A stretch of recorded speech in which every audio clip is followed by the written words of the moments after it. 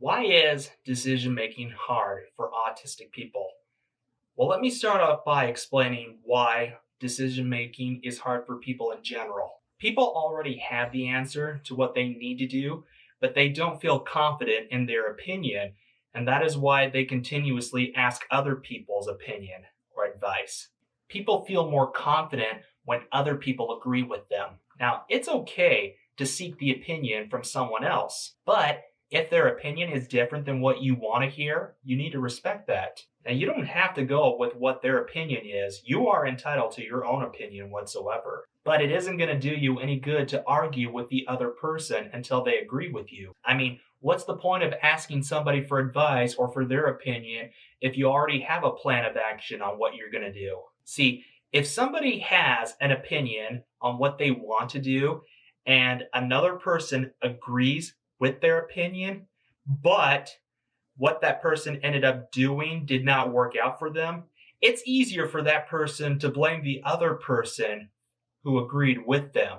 It's a lot easier for people to blame their circumstances on other people because they don't want to accept responsibility for their own actions. Decision making is hard for people because they don't want to take responsibility for what could go wrong. But you know what?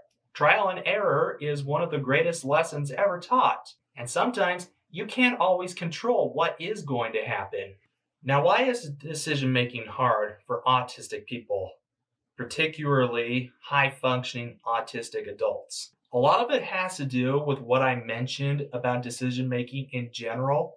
But for autistic people, there is a lot more to it because people with autism don't have much experience with life as others do. Kind of like how old people are not that well experienced with technology. A lot of autistic people have not been exposed to what goes on in life, and that is either due to ignorance or because their parents are sheltering them, trying to protect them from the dangers of the world. A lot of it also has to do with the fact that knowledge doesn't easily click with autistic people. Again, just like how technology does not easily click with old people. Many people with autism come across a situation that they have never experienced before, which most people would agree that this is something we should know by now.